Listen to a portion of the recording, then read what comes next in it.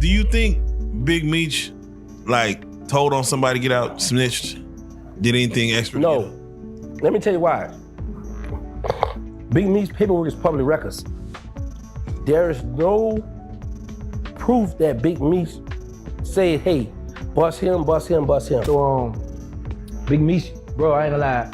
That man got to that compound and man, he had some of the guys I would never think that would get BMF, ENT on the left side of their neck, man. In here with a 27-year sentence based on Demetrius Flannery, as you all know as Big Meech, and Tammy Cowens, known in the paperwork as CS1. Right. Confidential source 1. So what Big Meech did was call a third-party cooperation. Tammy Cowens is a government informant. So they told me, he says, you know what this is about? And I said, no. He said, well, you threatened a government informant, and that's a federal. Now, Terrance Gangsta Williams, who was locked up with Big Meech, is stepping forward to shut down 50 Cent's claims that Meech snitched. Gangsta is also revealing how Meech controlled the prison and earned the respect of every inmate. This is a game changer, because now people are questioning 50 Cent's entire narrative about Meech being a rat. So, was Meech really working with the feds, or is 50 just throwing dirt on his name because he's bitter about Meech linking up with Rick Ross? What exactly did Gangsta reveal about Meech's time behind bars? Let's break it down. You see, you know, it's selective politics and it's selective who they gonna call a rat or who they not gonna call a rat in this industry. So we've been saying that since I've been home. An old interview with New Orleans street figure Terrance Gangsta Williams recently resurfaced, where he shared how Big Meech ran things in prison. Gangsta said that Meech had all the men following him like a leader. According to Gangsta, Meech was the type of dude who could get the keys to any prison yard he landed in. That's how much influence he had, without even trying. Big Meech, bro, I ain't gonna lie. That man got to that compound and man, he had some of the guys I would never think that would get BMF, ENT on the left side of their neck, man. It was tattooed, and he made it clear, he said, listen, I'm not giving nobody no connect. I'm not hooking nobody up with nothing. I'm not doing nothing when y'all go home. So in other words, you know, people try to get with him just for, you know, the games. You know, for me, let it be known, look, I ain't got nothing, nobody.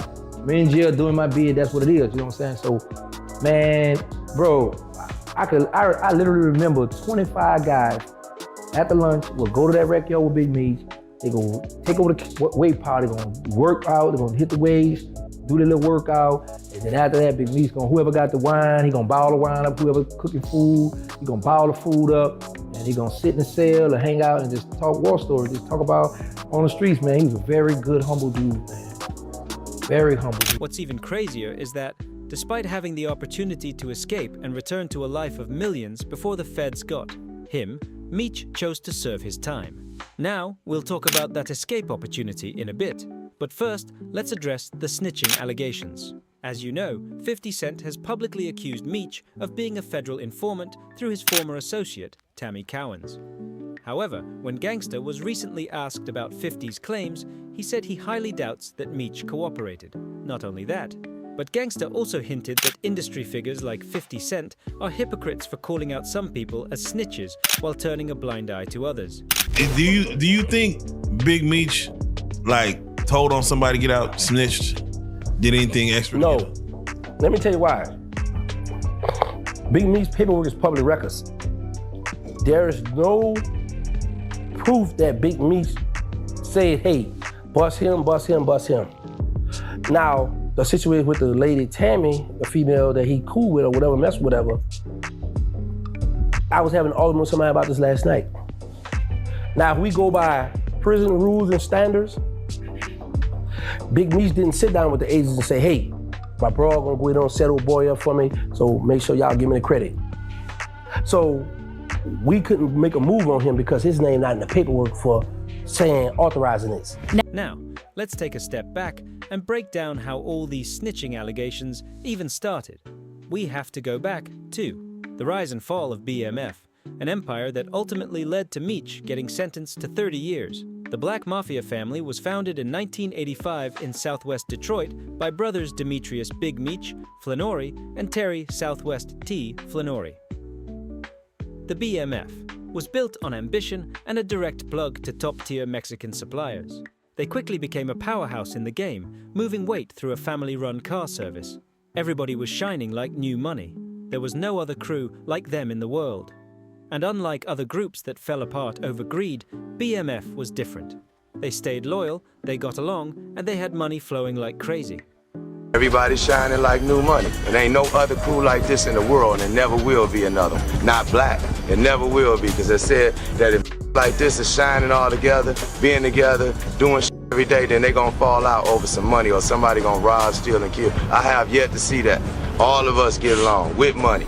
Every place we stay at, LA, Atlanta, Detroit, we have homes, our own homes. We don't have to go in and rent. We got our own houses, we got our own cars, we got our own hoes, we got our own clothes. You know what I'm saying? And we can't be stopped. I don't see nobody stop. I don't see none to come after us either. None. Nobody will never do this again, because this many niggas and this much money can't get along. That night, after an altercation with Anthony Wolf Jones, Diddy's former bodyguard, all hell broke loose outside the club.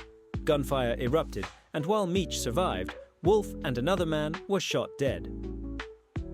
Beyond the drug empire, BMF was about living large, mansions, fleets of luxury cars, designer fits, and VIP access to everything. Meech once chartered an entire commercial flight just to throw a party in the sky. So we were in Club Chaos this particular night, and one of Meech's friends, Wolf, was there. So Wolf and Meech knew each other because he was Puffy's ex-bodyguard, and Puffy and Meech were close. Wolf sees his ex-girlfriend, but she's not with Meech, you know, she's standing on the back wall. Wolf reaches past Meech and mushes her, and Meech was like, nah, that's not going down. Whatever y'all got going on, you can handle that privately with her.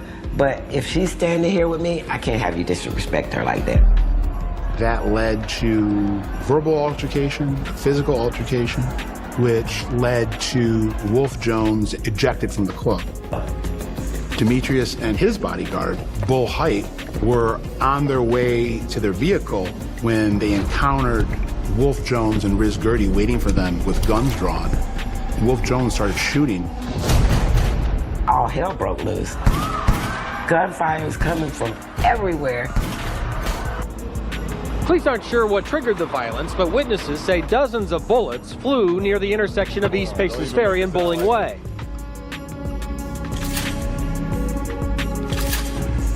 We all meet up at the house, and it's still not a big deal. You know, Meech is actually leaning on the counter laughing because we're drunk as hell. He's like, man, Yogi, my ass is burning. I'm like, what? He's like, man, I think I got shot in the ass. And sure enough, he got shot in the ass. But when Meech linked up with Rick Ross, 50 Cent went off, accusing him of snitching and announcing the end of the BMF show. Meech, however, shut down the claims. I never folded, never told, never will. Death before dishonor. But what's your take? Why is 50 Cent pushing this narrative now? And if Meech was supposedly a snitch, why did 50 have no issue making a TV show about him before? Drop your thoughts in the comments.